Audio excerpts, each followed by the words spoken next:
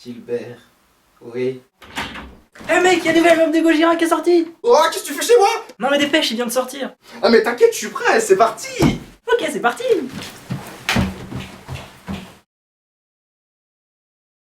Ouais, mais honnêtement, le caca ça...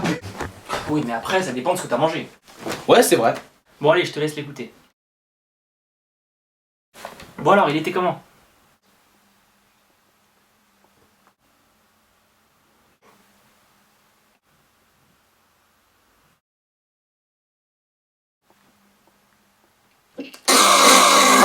Bon allez, je te laisse, hein.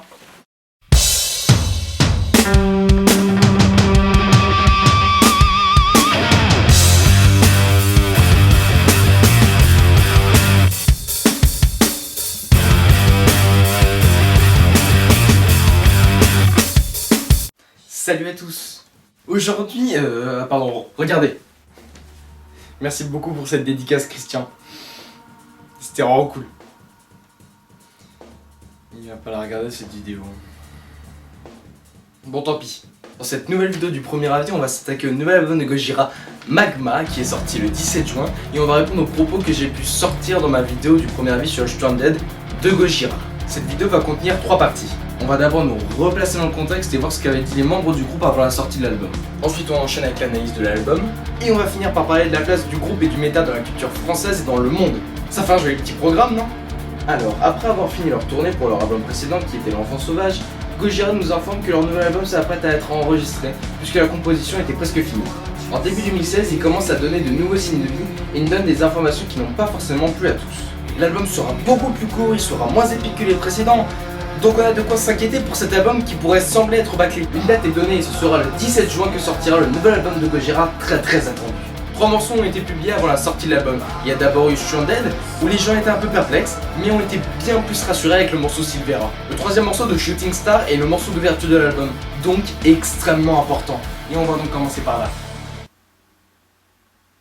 Oh putain, cette transition, on aurait dit un vrai journaliste. Alors, The Shooting Star est un morceau chanté uniquement en voix claire, avec un riff qui n'explose pas beaucoup et une chanson qui n'évolue pas énormément. C'est donc ce morceau qui donne l'ambiance de l'album, un album qui va diviser les fans. C'est donc un bon exemple de la nouvelle ambiance que Gojira essaye d'instaurer dans cet album, avec un passage beaucoup plus lent, qui travaille beaucoup plus sur l'ambiance que la technicité, via les voix et la guitare lente.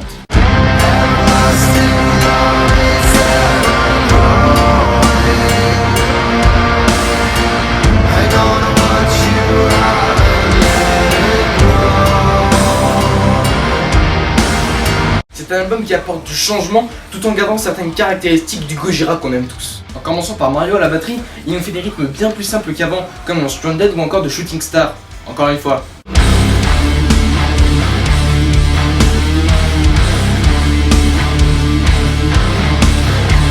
Mais il garde des rythmes très complexes, car selon ce journal sur lequel Mario est en couverture, il nous précise que certaines chansons sont basées sur des exercices de batterie qu'il pratique régulièrement, comme The Cell ou bien Pray qui ressemble à Bleed de Meshuggah, en moins rapide.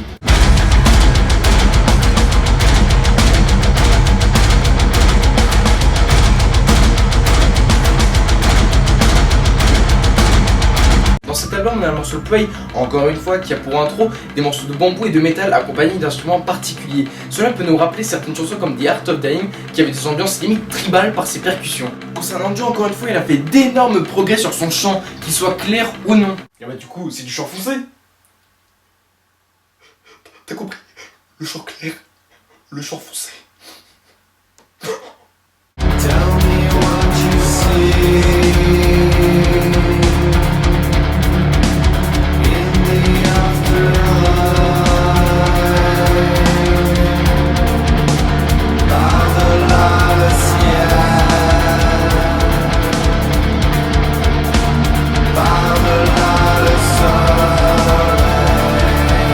Et la petite anecdote, vous avez pu remarquer qu'il y a 2 phrases en français.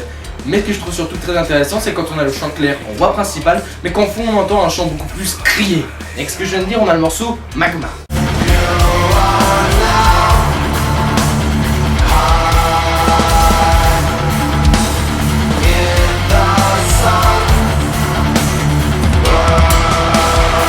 La voix est donc très travaillée sur cet album, mais en même temps c'est Joe qui s'est occupé entièrement de la production de l'album. Maintenant je vais parler très rapidement de la basse malheureusement, car comparé à d'anciennes chansons, d'anciens albums comme The Fall, où le rythme est basé sur la basse, Dans cet album, aucune chanson ne laisse place à la basse. Le seul moment où on entend vraiment, c'est sur le morceau Yellowstone qui est un interlude court avec de la basse saturée et de la batterie. Sauf que cette fois-ci, encore une fois selon mon journal, il s'agirait de Joe à la basse et non de Jean-Michel Labadie, qui est une bête de scène par ailleurs. Donc cet interlude peut rappeler le jeu de basse qu'avait Cliff Burton de Metallica à l'époque ou encore le Black Sabbath des années 70, tous les deux dans la sonorité. D'ailleurs par moments, la basse me fait carrément penser à Iron Man de Black Sabbath.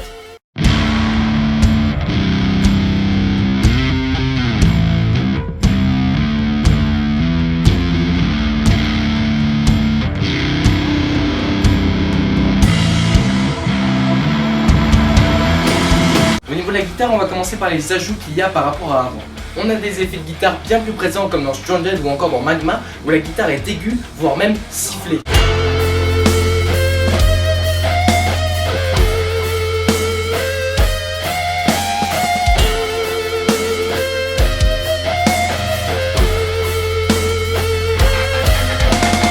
Et puis merde, il y a un solo, je sais pas à quel point vous vous rendez compte comment c'est inédit dans la discographie de Gojira. J'étais sur le cul quand j'écoutais ça. Mais en même temps, j'étais assis.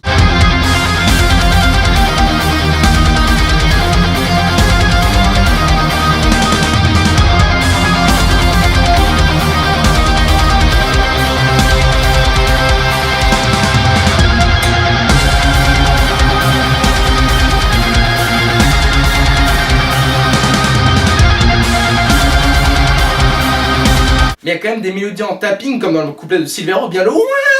Mais si, le ouah. Bon, un exemple dans le Pray.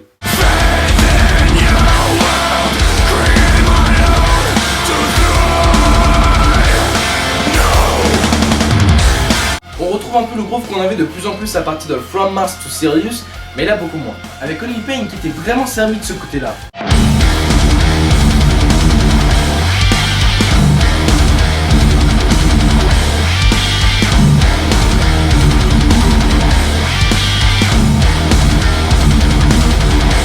Il y a quand même des morceaux polyrythmiques, que ce soit Magma, Pray ou bien encore De Cell, qui est aussi progressif, que ce soit par la difficulté du pattern de la batterie au départ, ou bien encore par les changements de signature rythmique parfois violents.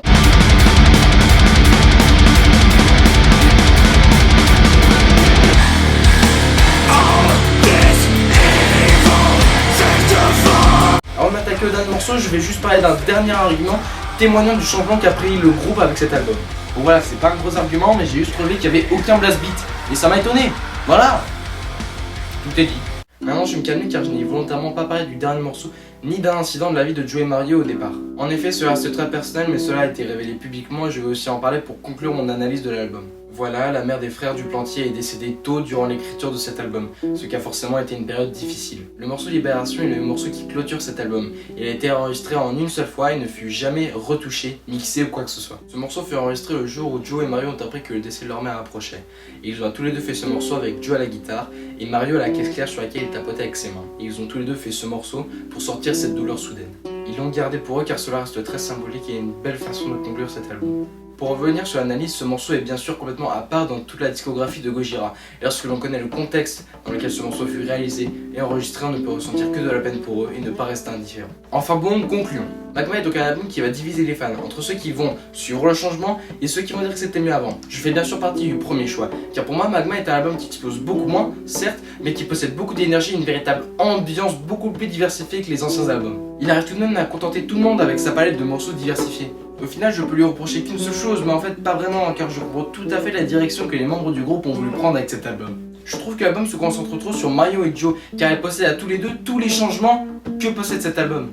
Mais c'est tout à fait normal, car ils ont voulu ce changement, car après le décès de leur mère, ils ont voulu travailler sur une ambiance beaucoup plus joyeuse et moins sombre qu'avant, pour sortir de leur habitude et de leur vie, on va dire.